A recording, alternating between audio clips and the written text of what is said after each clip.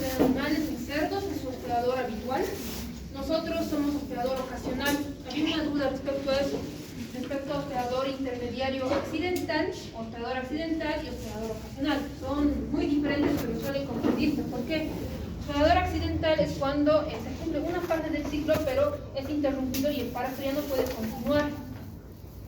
Por ejemplo, les ponía el ejemplo de los cisticercos o en hidratidosis, por ejemplo. Entra el parásito, ya en hidratidosis, en el hígado se queda, pero ya no se puede continuar su ciclo. Tendría que haber un carnicero que a nosotros que nos mate, sí, y tendría que vender la carne. No se puede. Igual en cisticercosis, en los músculos de nosotros ya se encuentra, somos hospedador accidental, por eso se llama hospedador accidental. No puede continuar su ciclo, se queda en nuestro músculo.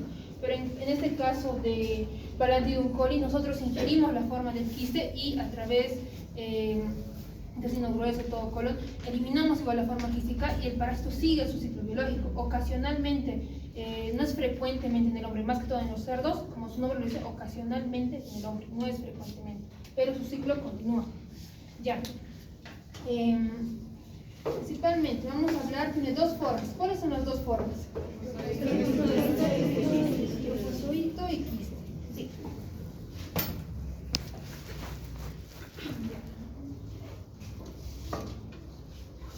Es el parásito protozoario más grande que va a parasitar al hombre y es el único de importancia médica hasta el momento. Ciliado. Si es ciliado, ¿cómo va a ser su movimiento? ¿A través de qué? De sus cilios, ¿no? Es igual movimiento a través de eso. Está formado ¿por qué? Por el citostoma, la parte superior, citostoma. Ahí vamos a encontrar a su citopigio. Muy bien. ¿Qué más encontramos? Macronúcleo, micronúcleo, vacuola alimenticia, vacuola contractil. Muy bien.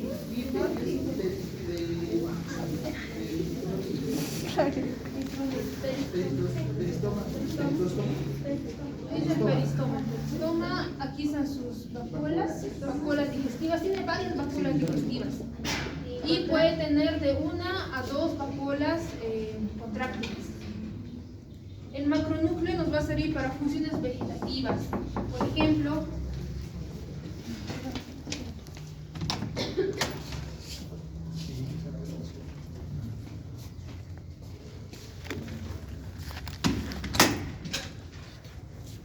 el macronúcleo nos va a servir para funciones vegetativas más que todo.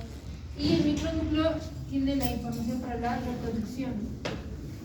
Para la reproducción del parásito. Ya. Algo importante que quiero resaltar es el único parásito ciliado hasta el momento de protozoario de importancia médica. Ciliado. Eso quiero tomar.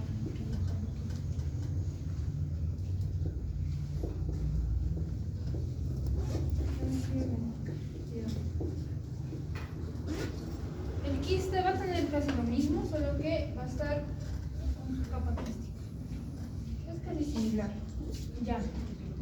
Después, Balantidium coli. Vamos a hablar del hábitat. ¿Dónde es el hábitat?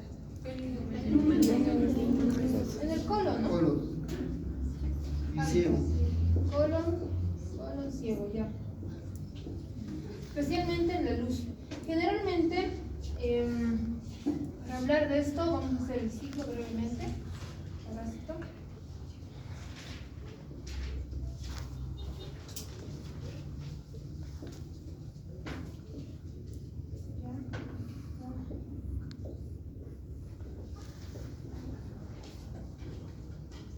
Ya. La forma infectante va a ser el quiste.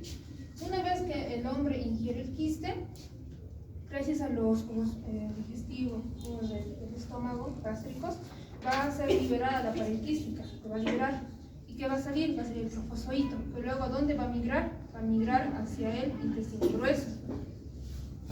Y por lo general no causa patología. Es muy infrecuente.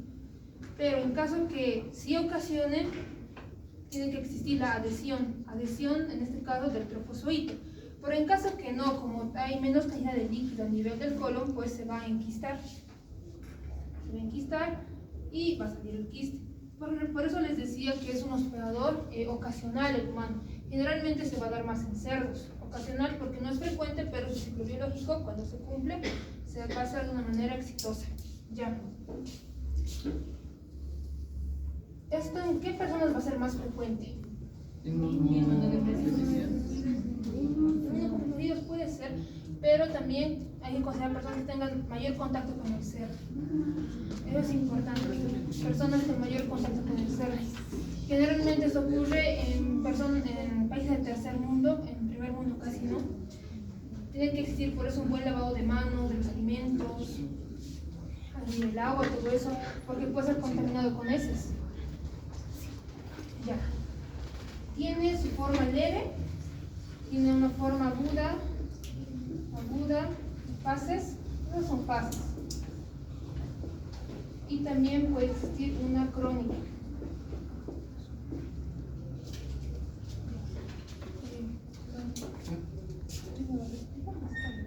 ¿No le quieras?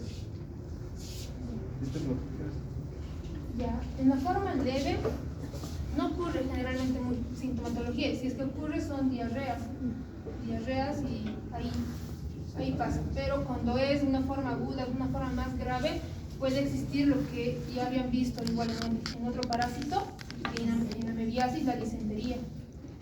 Esto no es muy común, pero puede ocurrir, la disentería. ¿La disentería qué es?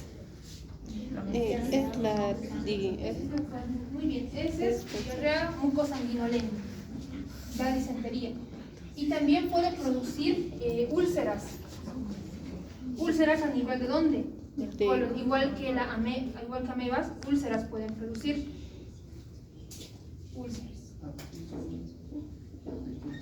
Úlceras y igual focos necróticos se pueden encontrar a ese nivel.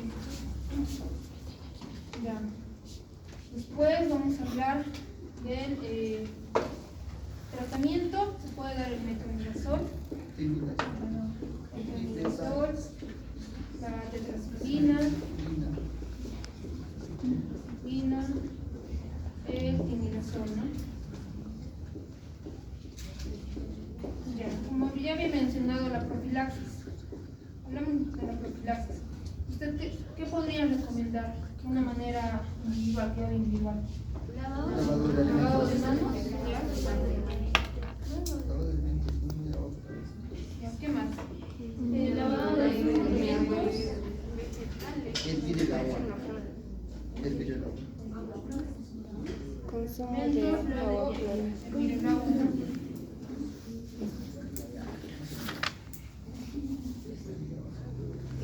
Puedes saber.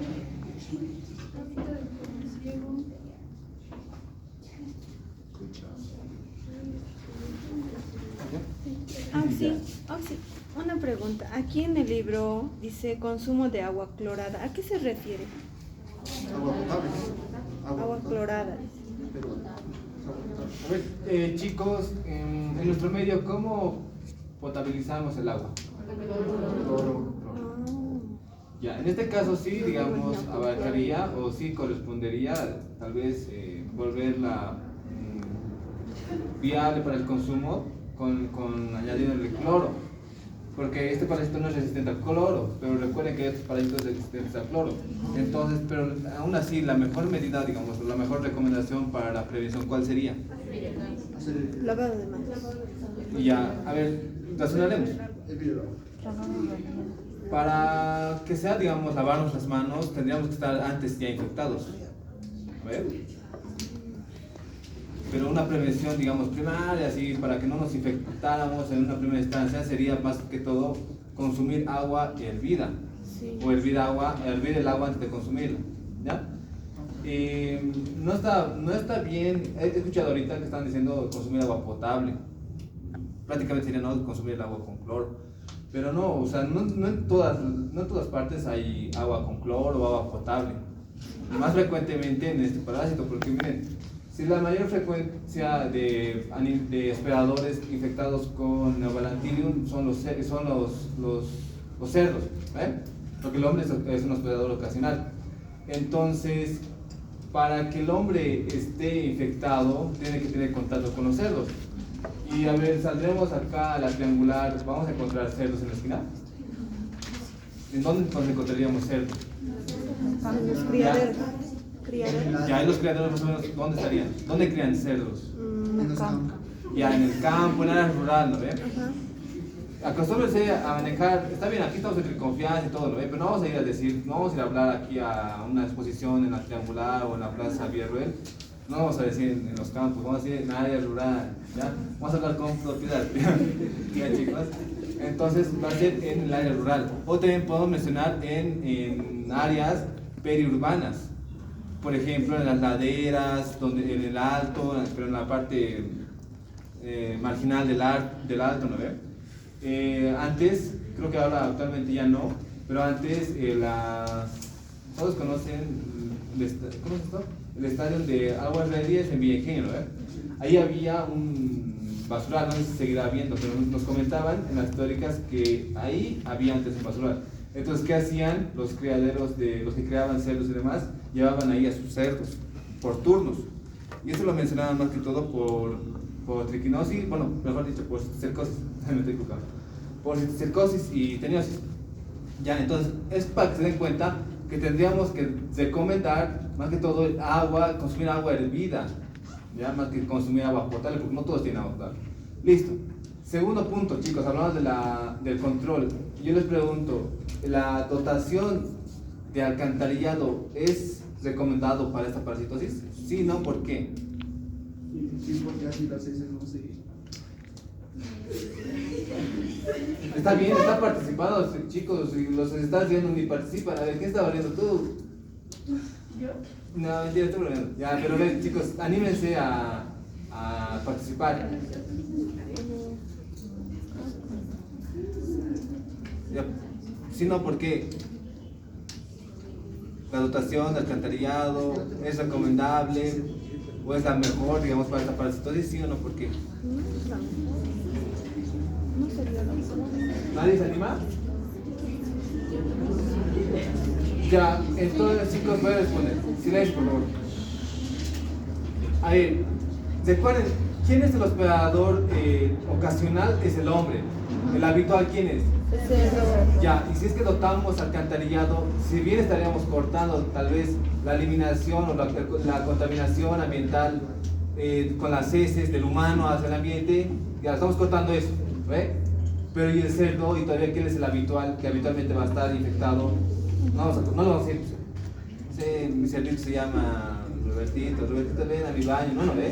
Robertito se va a estar escapando va a estar por ahí por los pastizales y demás, no sé, por ahí caminando, igual va a ser donde quiera. Entonces, no sería, si bien, digamos, ayudaría en cierta manera, hablando específicamente para esta parasitosis, no ayudaría tanto, ¿ve? Porque el hospedador habitual va a ser el cerdo. Entonces, ¿cuál sería la medida de control más recomendable a las que están hablando ahí al fondo? ¿Cuál sería la medida de control más recomendable, chicas? Vean acá. Aquí hay un lugar, uno, ¿dónde más? Igual levantan ahí, uno, se separan mejor para que atiendan. Tú ven acá. ¿Cuál será la medida de control más eficaz, chicos? Control de criaderos del cerdo. Ya. Es una buena medida. Acá dije, aquí hay uno.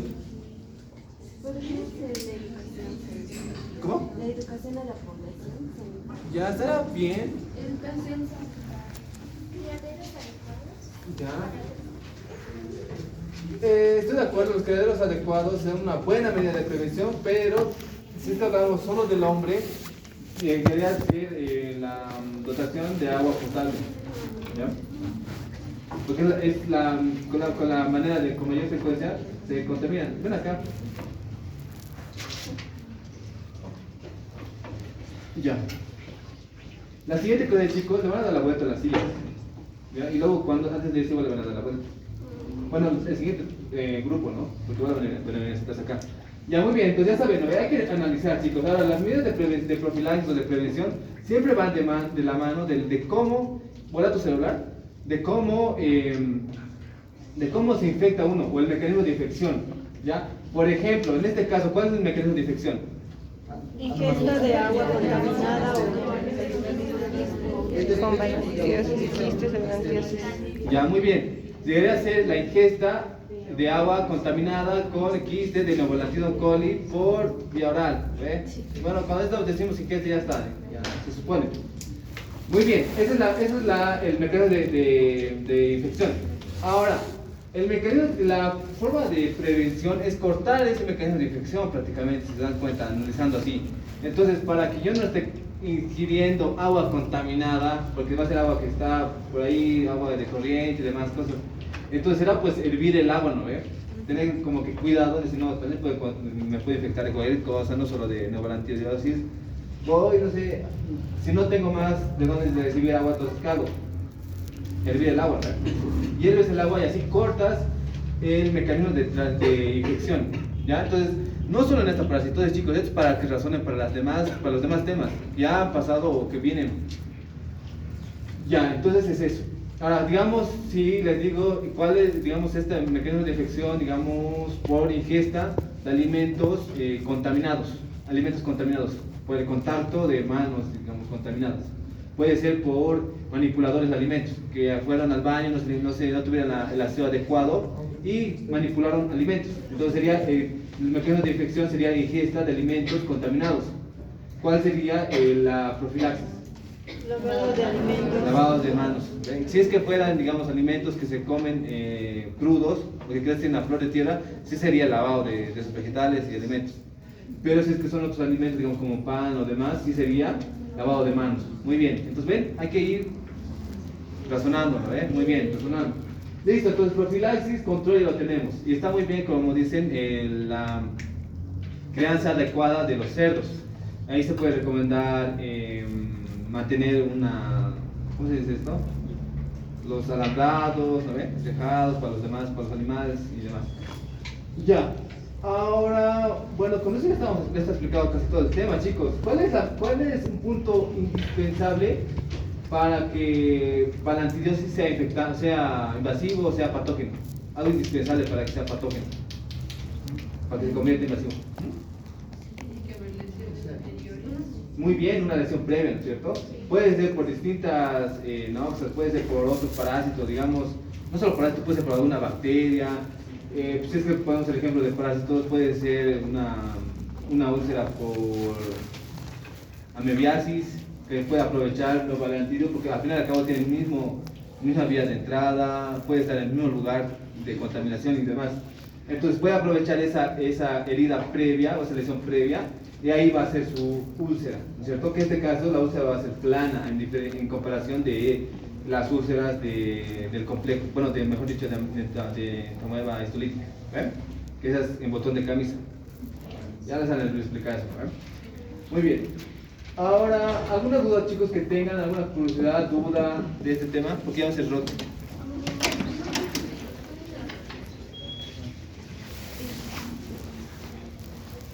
Sí, ya estamos de acuerdo. ¿Me avisas? En 2 minutos. Ya. 2 minutos. Voy a salir. Ya, me toca si salgan directo ya. Ya, ¿eres el prófugo o qué? Ya, chicos, creo que hay una duda, pregunta. ¿Sí?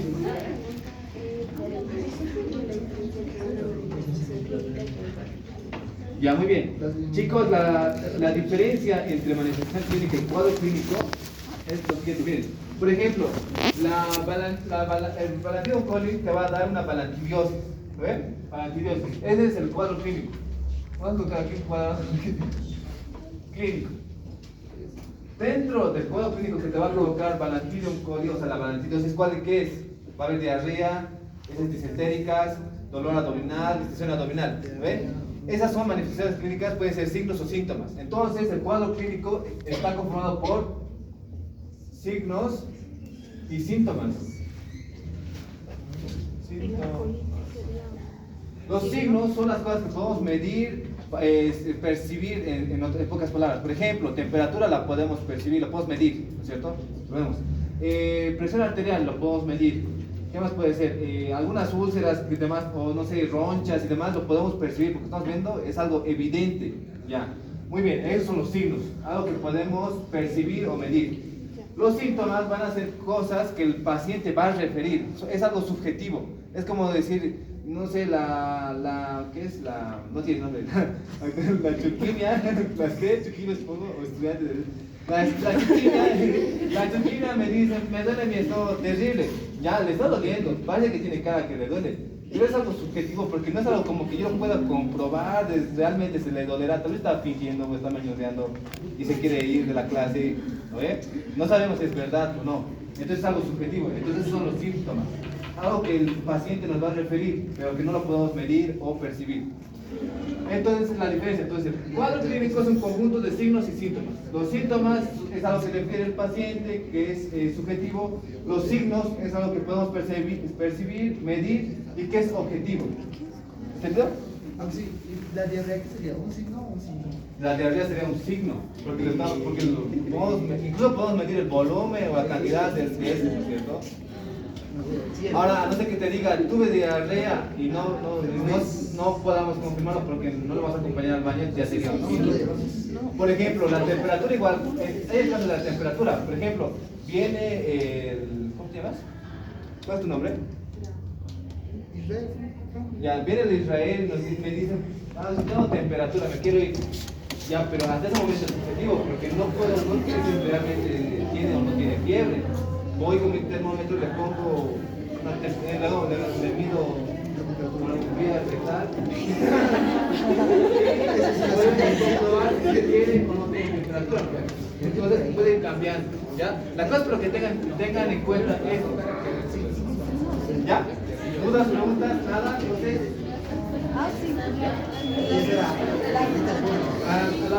Chicos, ¿la lista dónde está? Pásenme la lista.